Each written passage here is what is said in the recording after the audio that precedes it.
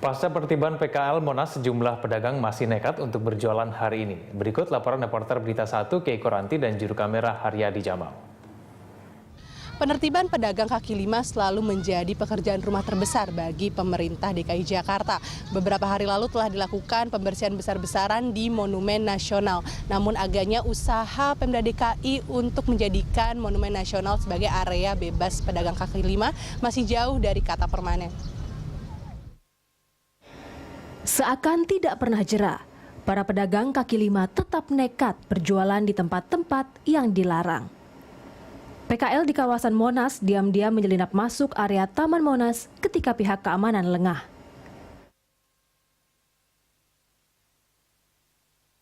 Berbagai peringatan dan penertiban tidak membuat para PKL berhenti berjualan di tempat yang mereka anggap strategis. Irma telah berjualan di Monas sejak kecil. Kejar-kejaran dengan Satpol PP sudah jadi aktivitas biasa. Namun, bila diberi kesempatan, ia ingin berdagang dengan tertib. Tapi ini nggak boleh tahu, ya kan? Cuma kan kita nyari makan, bandel lah. Ibarat yang penting kita nggak nyuri kan. Yang penting di waktu senggang dia nggak ada, kita masuk. Ada dia kita kabur gitu. Orang kita liar kok, ya kan? Pengennya saya dibina lah, ya kan? Kalau emang bisa dibina di Monas itu, maksudnya penempatan kayak di Taman Mini, kayak di Ragunan kan ada tempat-tempatnya gitu di dalam gitu. Itu pun kalau bisa, gitu. Saya pengen begitu. Kan kalau misalnya ditempatin gitu kan biasanya kan ada konsekuensinya, misalnya harus ada bayar bulanannya untuk sewa gitu, ya, siap nggak? Ya siap lah kalau emang itu ditata begitu, ya siap selagi nggak terlalu tinggi pembayarannya gitu, nggak apa-apa kan, jadi kita aman, enak ibaratnya. Cuma 12 orang yang dagang. Pemda DKI berencana akan terus menertibkan pedagang kaki lima yang tetap bandel berjualan di area Taman Monas. Penertiban PKL juga akan diperluas hingga area-area umum Jakarta lainnya.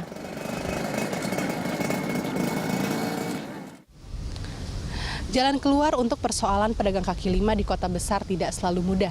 Di satu sisi kita ingin agar area-area umum bisa tertib dan bersih. Namun di sisi lain harus dipikirkan bagaimana cara agar para pedagang kaki lima ini bisa tetap memiliki mata pencaharian untuk kehidupan sehari-hari. Keiko Ranti, Haryadi Jamal, Berita 1 Jakarta. Ya, dan untuk membahas tentang penertiban PKL liar telah hadir di studio Berita 1 pengamat tata kota Yayat Supriyatna. Selamat siang Pak Yayat. Selamat siang. Dan juga di ujung telepon ada Kepala Satpol PP DKI Jakarta Bapak Kuku Hadi Santoso. Selamat siang Pak Kuku. Selamat siang Pak, selamat siang Pak Yayat Supriyatna. Selamat siang Pak Kuku. Baik Pak Kuku, tadi kita sudah mencermati ada laporan dari reporter kita bahwa ternyata masih ada PKL yang membandel nih Pak Kuku. Mungkin tanggapan Anda seperti apa? Ya memang begini ya, jadi memang seperti yang tadi yang disampaikan bahwa memang penertiban kaki lima ini memang hampir setiap bulan atau setiap saat kita lakukan penertiban, namun demikian masih tetap membandel ya. Tapi di satu sisi memang kita tahu bahwa ada pedagang kaki lima, tapi di satu sisi juga banyak masyarakat Jakarta yang mengeluhkan pada keberadaan kaki lima di Jakarta ini gitu ya, yang Monas yang dibilang kumuh, Monas yang kotor, yang Monas yang banyak penodongan dan lain sebagainya. Oleh karena itu Monas ini akan kita peruntukkan untuk Jakarta secara keseluruhan, gitu, bukan hanya segelintir orang gitu, karena memang Monas ini kan ikonnya Jakarta, ikon nasional dan kebanggaan kita semua. Oleh karena itu ya Monas itu harus harus ditata, Monas itu harus bersih gitu. Oleh karena itu Pemda DKI akan selalu melakukan penertiban kaki lima di Monas seperti itu. Tapi saya perkirakan Pak Kuku ini mengingat arus balik tampaknya sudah selesai nih. Kemudian tampaknya nanti yang akan berjualan kembali lagi ini yang membandel akan semakin banyak juga Pak Kuku. Apakah kemudian nanti dari Satpol PP sendiri akan terus melakukan pengamanan ini sampai kapan ini Pak Kuku? Ya, yang jelas bahwa Satpol PP akan melakukan penertiban terus-menerus Pak ya, karena memang begini, Pemda DKI sendiri juga sudah memberikan solusi ya, khusus di Taman Monas. Ini di RT itu sekarang sedang dibangun lokasi binaan ya. Namun demikian jumlah pedagang yang ada di Monas dengan jumlah lokbin yang akan dibangun di IRT ini memang tidak bisa menampung secara keseluruhan. Oleh karena itu ke depan barangkali pemerintah DKI akan juga membangun di bawah tanah, ya. Itu nanti juga sebagian untuk parkir dan sebagian juga untuk saudara-saudara kita itu. Namun demikian, apa yang kita lakukan pembangunan ini memang tidak sebanding lebih cepat pertumbuhan kaki lima daripada apa yang kita lakukan pembangunan. Dan DKI sendiri sudah melakukan upaya-upaya untuk menyambung saudara-saudara kita ini. Misalnya pasar-pasar, kita akan bangun 5 pasar, ya. Nanti diperuntukkan juga ke saudara-saudara kita, dan itu tidak bayar. Kemudian juga membangun tanah-tanah yang mungkin milik Pemda akan kita bangun untuk saudara-saudara kita itu. Cuman terus terang saja Pemda DKI ini kewalahan terhadap jumlah kaki lima yang semakin banyak. Kemudian sarana-sarana yang kita butuhkan tidak mencukupi. Oleh karena itu ya Jakarta ini sudah sumpah, sudah sempit, dan pedagang-pedagang yang ada di pinggir jalan dan sebagainya tetap harus kita lakukan penertiban. Gitu. Bukan baik. berarti Pemda DKI sudah tidak manusiawi terhadap pedagang kaki lima. Kita sangat Pemda DKI itu sangat solutif sekali gitu ya. Jadi memberikan penanganan itu secara lebih manusiawi. Oke, baik. Saya ke Pak Yayat. Pak Yayat, sudah berapa kali kita mendengar Satpol PP melakukan penertiban? Menurut Anda efektif tidak sih dengan pemberlakuan yang kali ini? Enggak, ini kalau saya ibaratkan ini kan mengatasi saudara-saudara kita yang menjadi PKL itu kayak ada istilah kayak lagu dangdut antara tahan mana dan mana tahan. Nah, ya kan? Kita akan bertaruh dengan mereka, menjaga mereka yang memang berjuang untuk hidup.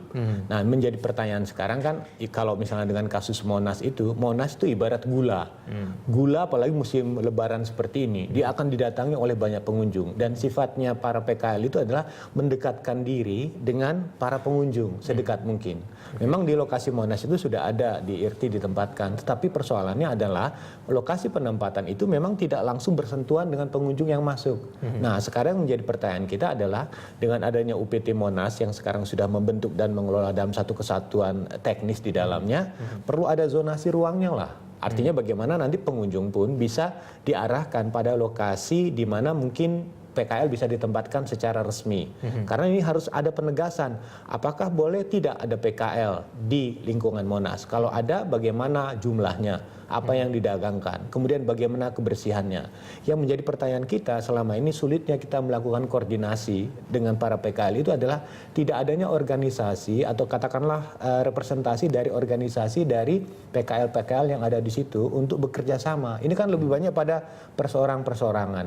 Jadi kalau nanti misalnya Pemprov DKI berupaya untuk melakukan penataan di sekitar Monas atau lokasi-lokasi lain, saya kira tugas utama di sini mungkin bukan di Satpol PP-nya, tetapi pada unit-unit SKPD lain, misalnya bagaimana UMKM, tenaga kerja, tata ruang, untuk memetakan. Karena sekarang ini kan ada sebuah perdebatan di antara kebijakan yang dibuat oleh Pemprov DKI tentang lokasi binaan dengan keinginan dan harapan daripada PKL. PKL menganggap beberapa lokasi-lokasi yang ditetapkan oleh Pemprov itu kurang menarik karena sepi, tidak semenarik lokasi-lokasi yang menurut mereka ini yang sebetulnya lebih cepat mendapatkan penghasilan. Nah, perlu ada ruang dialog lah menurut saya. Nah, sekarang ini memang harus diakui untuk membuka ruang dialog ini persoalan terbesar adalah tidak adanya organisasi dalam konteks organisasi di tingkat PKL untuk bisa berbicara. Minimal saran pertama untuk saya untuk kasus-kasus seperti di Monas ini, bentuklah sebuah organisasi walaupun dia secara resmi dan tidak resmi untuk menjadi forum. Artinya nanti akan diketahui berapa yang boleh di sana, jam berapa usahanya, kegiatannya bagaimana, syaratnya apa, dan tidak kalah pentingnya ada sanksi. Kalau tidak ada sanksi ini berat karena akibatnya seperti ini, orang mengatakan seakan-akan apapun boleh, seperti yang tadi kucing-kucingan yang terjadi kan, datang petugas hilang dia, petugas pergi dia datang. Nah, disinilah menurut saya inti pertama mungkin perlu ada semacam pemetaan ruang kembali. Apakah penempatan yang sekarang di IRT itu sebetulnya cocok tidak? Seperti kasus yang kemarin kan ada pagar yang dipotong Betul. supaya mereka bisa nerobos ke dalam. Oke, gitu. tapi bukankah memang semua upaya sudah dilakukan? Ada binaan juga yang dilakukan. Terus rencana sudah direncanakan. Menurut Anda itu belum efektif? sampai Pertama sekarang? begini, kan jumlah pelakunya makin bertambah banyak. Seperti katakan tadi kan, ketika ruang urbanisasi itu dibuka, semakin banyak orang mencari harapan bekerja di Jakarta, Oke. jumlah pelakunya akan semakin bertambah besar. Oke. Sementara orang melihat ada pola lama bahwa pilihan yang menarik adalah di Monas. Karena kesan kita, Monas itu sebetulnya taman rekreasi, monumen nasional, atau arena apa.